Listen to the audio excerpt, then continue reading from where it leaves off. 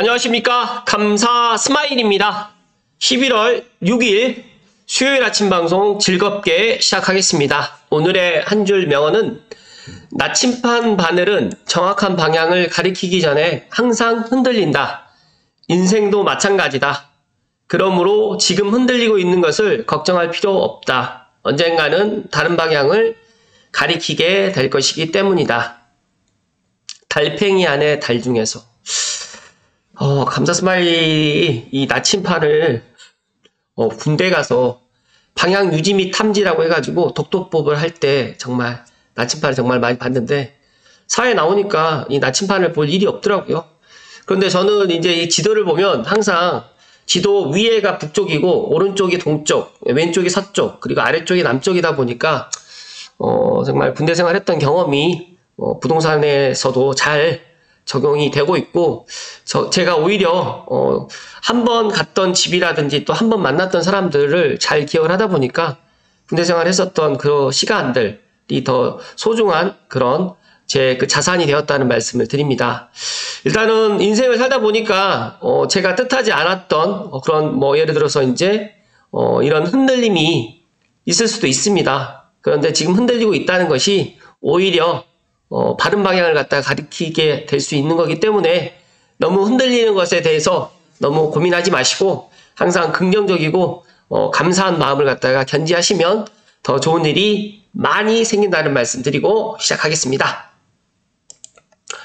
같은 행정구역 내에 신축과 구축 아파트 가격 차이가 보시는 것처럼 마포구 염리동에 이제 2001년도에 있는 염리 삼성 레미안 아파트하고 마포 프레스티지 자이 20년 정도 차이가 나는데 가격 차이가 한 8억 정도 지금 나는 것 같아요. 대략적으로 8억 정도 나는 것 같고, 또 과천에 있는 레미안 에코플레스 2007년식 아파트와 과천 푸르지오 서밋 2020년식의 아파트의 차이도 한 3억 정도 지금 나는 것 같고, 또 대전 서구의 탐방동에 있는 공작 한양 아파트가 92년도 4억 3,700인데 2020년식 연식인 둔산 2단지 아파트가 거의 한 8억 정도 되다 보니까 이것도 한 3억 정도, 2억 한 6천 정도 지금 차이가 나는 것 같아요.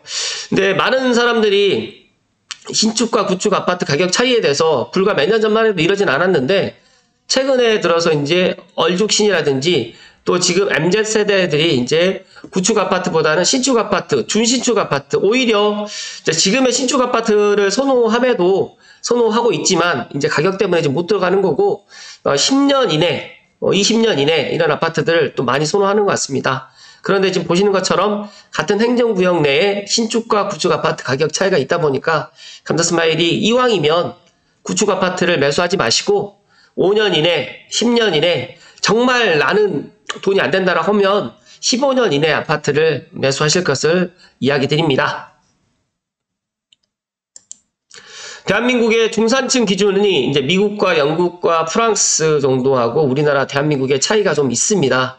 간단하게 선진국과 대한민국의 중산층 기준을 갖다가 일일이 다 이야기는 안 드리겠지만 미국 같은 경우에는 사회적 약자를 도우는 게 이제 미국의 중산층이고요. 또 영국 같은 경우에는 자신의 주장과 신념을 가질 것. 프랑스에서는 직접 즐기는 스포츠가 있어야 되면서 또 약자를 도우면서 봉사활동을 하는 것이 선진국들의 중산층의 기준이라고 합니다. 근데 우리나라는 부채 없는 아파트 30평 이상 소유해야 되고요. 월 급여 500만 원 이상, 또 자동차는 중형급 2000cc급 이상 중형차를 소유해야 되고 예금액이 잔고 1억 원 이상 보유해야 되며 해외여행 1년에 한 차례 이상 좀 다녀야 된다. 좀 비교가 많이 되죠. 물론 미국과 영국과 프랑스가 우리나라보다 선진국인 건 확실합니다. 그런데 중요한 거는 미국과 영국과 프랑스에서도 일단 자기 자산이라든지 또 이제 본인의 그런 주거 부분이라든지 급여 부분, 그 다음에 자동차 이런 것들도 오히려 우리나라처럼 이제 그 나라에 있는 선진국에도 이제 이런 것들이 적용이 될 텐데 오히려 이제 그 중산층을 비교하는 것 기준에서는 확실히 차이가 난다는 이야기를 드립니다.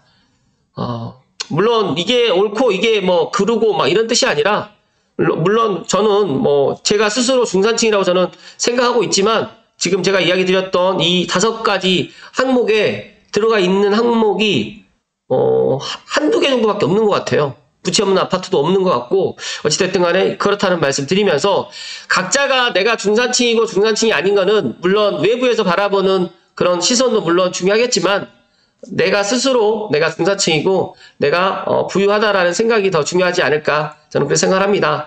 그러기 위해서는 저는 하루라도 빨리 내 집 마련을 해야 된다라는 말씀을 드리면서, 감스님들만이라도 내가 내 마음속에 중산층이다, 그리고 나는 항상 행복하다, 그리고 감사한 마음으로 오늘 하루도 보낼 것이다 라는 그런 마인드를 가지셨으면 좋겠다는 말씀을 콕 하고 이야기 드립니다.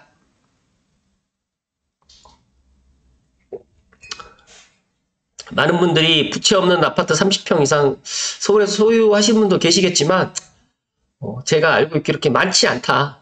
그리고 예금액 잔고 1억이라든지 월급이 500만 원 이상도 많은 분들이 월급이 500만 원 이상 받으면 좋겠지만 또 그러지 못하시는 분들 많이 있는데, 오히려 저는 이 자산을 갖다가 더 하루라도 빨리 젊은 나이에 자산을 갖다가 많이 모아야 된다는 말씀을 감사스마일이 조금 더 강조해서 이야기 드립니다.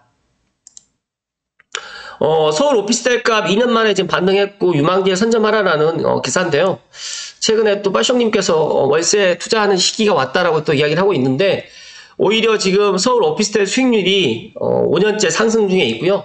3% 초반 금리 감안 때 매력적 투자처로 부상되는데, 지금은 이 오피스텔 투자가 와닿지 않겠지만 저는 내년 한 상반기 정도가 되면 정말 많은 사람들이 또 오피스텔 투자를 하려고 또 수요가 몰릴 거다라는 저는 그렇게 예상을 합니다. 그래서 지금 오히려 오피스텔 투자하는데 좋은 시기라는 말씀을 감사스마일 드리면서, 내가 만약에 서울에 있는 똘똘한 아파트를 갖다 가지 못한다고 하면 서울과 맞붙어 있는 아파트를 갖다 미리 선점을 하시고, 또 내가 대출이라든지 여러 가지 사정 때문에 그러지 않는다고 하시면 아파텔, 주거용 오피스텔 방 3개짜리 정도는 역을 끼고 있는 아파텔은 좋아 보인다는 말씀을 콕콕 하고 이야기 드립니다. 오늘 방송 드릴 주제는 본론으로 뉴시스의 이현희 기자님의 기사로 시작하겠습니다. 수도권 9만 호 이상 공급 부족 우려 잠재 올까? 11월 주택 공급 대책이 이제 조만간 나올 건데요. 아직 나오지는 않았어요. 근데 이제 미리 이제 이걸 예측을 해보면서 말씀 좀 드리면, 이달 그린벨트 해제 후보지가 발표될 거고요. 선도지구도 선정이 발표될 겁니다. 그린벨트는 토지 보상이라든지 선도지구는 이주 대책이 관건인데, 단기 공급 효과는 어렵다. 중장기적 시장 시그널이다.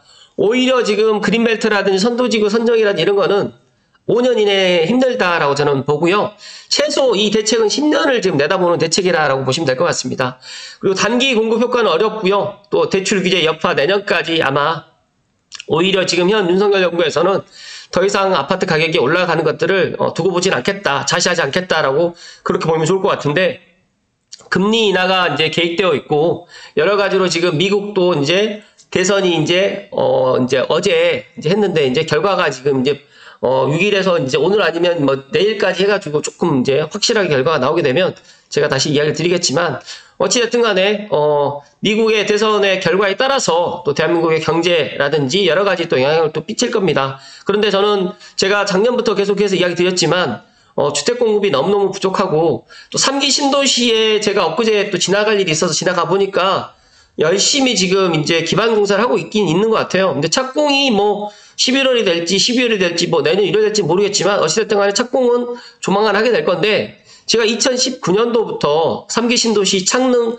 발표할 때부터 제가 지켜본 바에 의하면, 제가 신도시 경험이 없다 보니까 신도시를 발표하게 되면 빨리빨리 이런 것들이 공사가 진행이 될 거라 생각했는데 상당히 시간이 많이 걸리더라고요. 그래서 2019년도에 지구지정 발표했는데 2024년 11월 5년이 지났음에도 불구하고 아직 착공도 들어가지 못했고, 본 청약은 내년에 들어간다고 하면 아무리 빨라야 5년이라고 지금 예상을 하게 되면, 선도지구도 발표하게 되면 5년, 그리고 그린벨트 해제 만약에 이걸 후보지를 발표한다고 하면 아무리 빨라야 5년인데, 5년에 이제 아파트 공사를 갖다가 진행해서 3년 만에 만약에 아파트를 갖다 공급한다고 하면, 제가 생각했을 때 정말 빨리빨리 진행된다고 하더라도 8년이 걸립니다. 이 8년을 갖다가 나는 기다리겠다, 무주택자로 기다리겠다라고 하시면 뭐 주택 공급이 충분한 그런 시기에 내 집 마련을 해도 되겠지만, 제가 생각했을 때는 그 8년보다는 더 늦어지면 더 늦어졌지 당겨지진 않을 것이다 라는 저는 그런 개인적인 제 결론을 먼저 이야기 드리면서 신문 기사를 좀 살펴드리겠습니다. 일단 11월 주택공급 대책 효과 전망이라든지 이런 것들은 간단하게 집값 안정 효과에 대해서는 물론 집값이라는 게 뭐 다들 알고 계시겠지만 대출 없이 사는 분들이 없습니다. 그렇기 때문에 내년 상반기까지는 이렇게 또 갈 것이다. 그리고 또 6개월 정도 또 대출 규제 여파가 이어져서 집값에 영향을 또 줄 거고요. 또 공급 부족이라든지 대출 규제라든지 금리 인하를 갖다가 제가 이 세 가지가 같이 이제 결부가 되게 되면 정말 집값이 지금보다는 더 많이 상승할 것이고, 또 집값이 만약에 억지로 억눌러서 지금 집을 갖다가 지금 당장 수요를 갖다가 매수를 못 하시는 분들은 오히려 지금 전세나 월세 시장으로 지금 갈 수밖에 없기 때문에 전세 월세 시장은 더 불안해질 수밖에 없습니다. 그래서 제가 현장에서 느끼는 건데, 전세는 지금 전세자금 대출 금리 때문에 지금 많은 사람들이 전세를 갖다가 지금 가기를 좀 약간 좀 조금 그렇게 좀 꺼려하는 것 같아요. 그런데 월세는 지금 물건이 나오자마자 정말 비쌈에도 불구하고 바로바로 계약되는 것을 보면서 야, 정말 이게 내년 상반기가 지나고 나면 정말 전세나 월세 시장이 지금의 시장하고 완전 또 다른 양상으로 펼쳐지기 때문에 아마 내년에 대출 규제 때문에 이제 오히려 이제 역효과로 이제 풍선 효과로 인해 가지고 전세나 월세가 더 많은 상승을 보일 것이다. 그렇다고 하면 전세 월세가 더 많이 상승을 하게 되면 이제 오히려 조급해진 전세입자나 월세입자가 내년 뭐 상반기나 하반기에 안 되겠다, 이제는 내 집 마련을 해야 되겠다라는 이런 시그널로 오히려 이제 조금 급한 마음으로 이제 내 집 마련을 갖다가 하는 그런 수요가 저는 내년 상반기부터 하반기 정도에 되면 좀 많은 그런 수요가 또 증가할 것이다. 그렇다고 하면 지금의 억눌러져 있었던 약간의 그런 대출이라든지 여러 가지 요인 때문에 지금 억눌러져 있었던 것들이 아마 내년 상반기 이후에 하반기 정도가 되면 이런 것들이 폭발하게 되지 않을까, 저는 그렇게 예상을 합니다.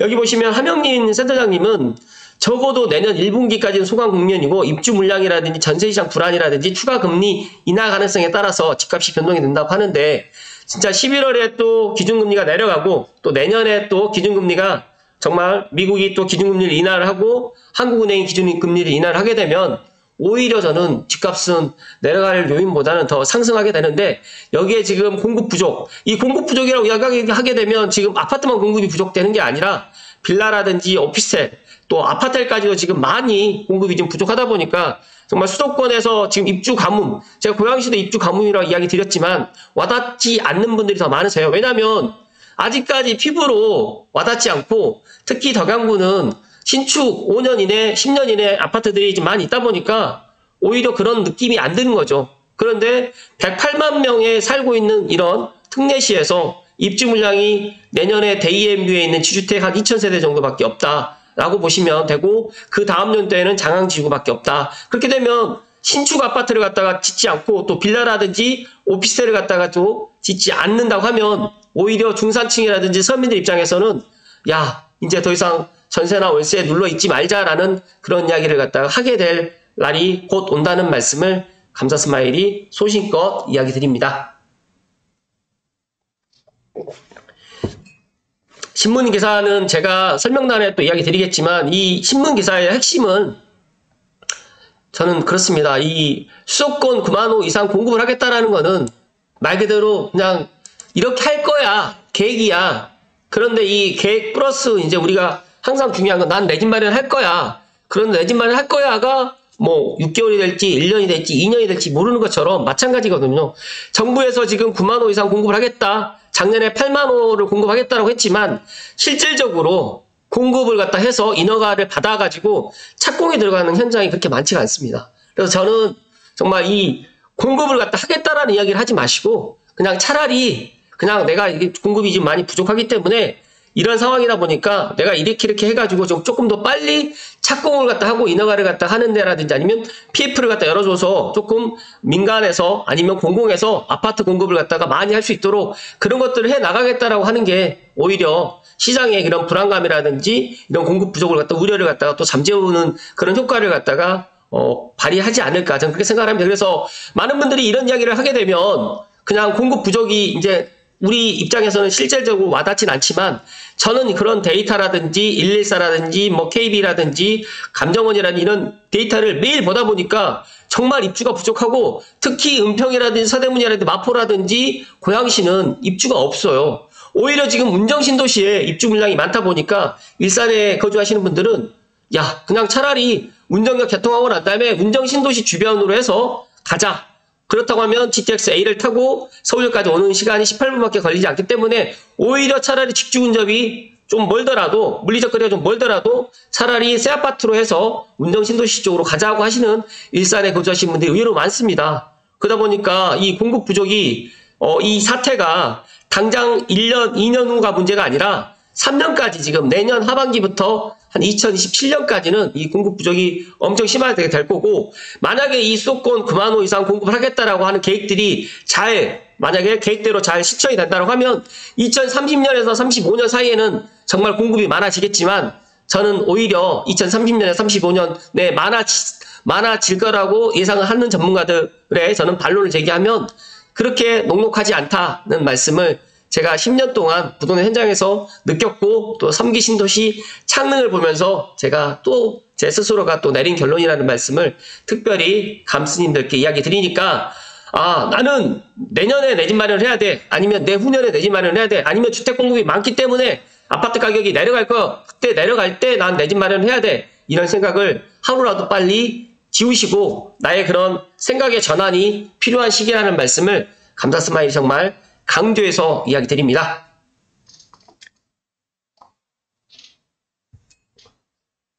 감사 스마일이 제 생각을 이 신문기사를 토대로 이제 제 이야기 좀 드리지만 신문기사의 그 본질, 그 다음에 그 이면을 갖다 볼 수 있는 그런 눈을 갖다 키워야 됩니다. 손동우 기자님의 기사 한 가지만 더 살펴드리겠습니다. 오르는 것만 더 오른다. 혼돈의 부동산 시장 전문가들이 꼭 집은 이곳. 감사 스마일이 생각했을 때 정말 이게 맞는 것 같아요.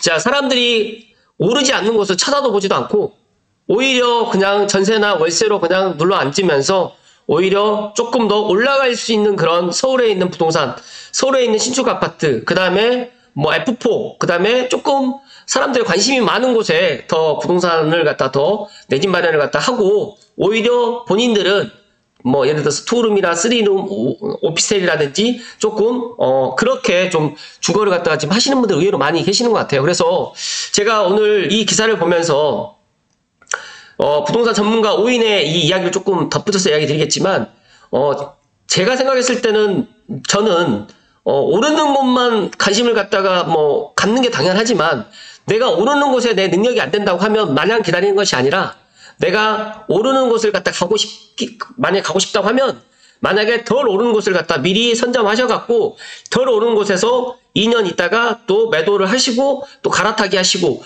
하는 이런 작은 플랜이라든지 아니면 계획성 있게 가는 게 더 낫지 않을까. 왜냐면 우리가 내 집 마련을 해가지고 보통 5년에서 10년을 거주하는 분들이 의외로 많으신데 만약에 투자로 접근한다고 하면 2년에서 4년만 내가 예를 들어서 실제 거주하지 않고 지금 같은 경우에는 뭐 조정지역이 아니기 때문에 내 집을 매수했다가 그냥 실거주하지 않고 매도해도 충분히 1주택 혜택을 받기 때문에 오히려 저는 오르는 곳이 뭐 서울이라든지 마포라든지 용산이라든지 뭐 이런 강남 3구라든지 누구나 다 알고 있는 지역이긴 하지만 이 지역을 갖다 한 번에 갈 수가 없다고 하면 차라리 지금 제가 감사스마 이야기 드렸던 GTX-A 운정중앙역에서 서울역 사이에 있는 말 그대로 역세권 아파트로 해서 지금 조금 저평가되어 있는 좀 안 오른 그런 지역을 갖다가 정보점이 아직 올라가 있지 않는 지역 뭐 예를 들어서 서울과 맞붙어 있는 지역에서 남양주라든지 뭐 하남이라든지 뭐 광명이라든지 뭐 과천이나 성남이나 이런 지역을 갖다가 보셨다가 오히려 이걸 갖다가 터닝 포인트로 해가지고 조금 더 상위 입지로 가는 건 어떨까라는 그런 전략적인 그런 자세가 좀 필요하지 않을까라는 말씀을 감사스마일이 추가적으로 좀 덧붙입니다. 그러니까 서울 진출 자금이 부족하면 교통 호재가 있는 경기도를 추천한다는 이 한명진 팀장님의 이야기가 더 와닿는 이유는 뭐냐면 많은 사람들이 30억, 40억, 50억이 없거든요. 나는 5억밖에 없어. 나는 뭐 3억밖에 없다고 하면 그 3억, 5억을 가지고 내가 가장 앞으로 2년, 4년 후에 정말 좀 많이 올라갈 수 있는 지역 아니면 지금의 가격보다 올라갈 수 있는 지역을 갖다 택해서 오르는 곳만 더 오르는 곳을 갖다가 가기 위한 미리 준비를 갖다 하는 건 어떨까라는 말씀 드리고요. 내년에는 선거가 없습니다. 그래서 2025년도에 부동산 시장은 정말 많이 혼란스러울 것 같아요.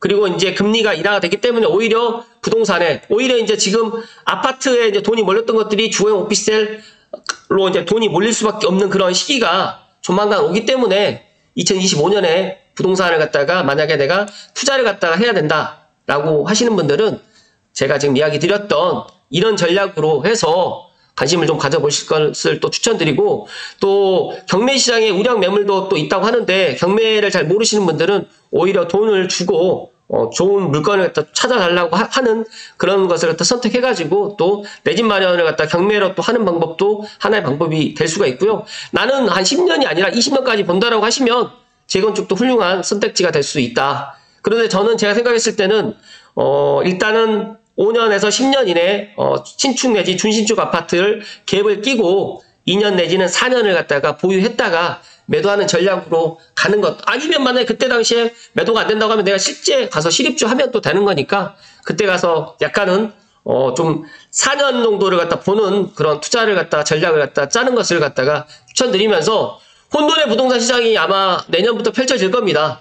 그런데 지금 감스님들은 준비하셔야 된다. 혼돈의 부동산 시장이 올 하반기는 아닙니다. 너무 조용하고 움직이지 않을 겁니다. 하지만 지금 이렇게 조용한 시장에서도 실제 신 투자자들이라든지 또 투자를 갖다 잘 하시는 분들은 지금도 좋은 물건들을 선택하고 있고, 또 아무도 관심 갖지 않을 때 지금 또 내 집이라든지 투자를 갖다 하시는 분들이 있다는 말씀 드리면서, 앞서서 제가 이야기 드렸던 지금 이제 오피스텔로 해가지고 이제 또 투자하는 수요도 증가를 할 거라고 생각하기 때문에 감스님들만이라도 이 지금의 4분기 11월, 12월 또 내년 상반기를 갖다가 어떻게 준비를 해야 될지 미리미리 공부하면서 잘 시간을 갖다가 헛되이 보내지 마시고 감사 스마일하고 함께 이런 것들 해 나갔으면 좋겠다는 말씀을 드립니다.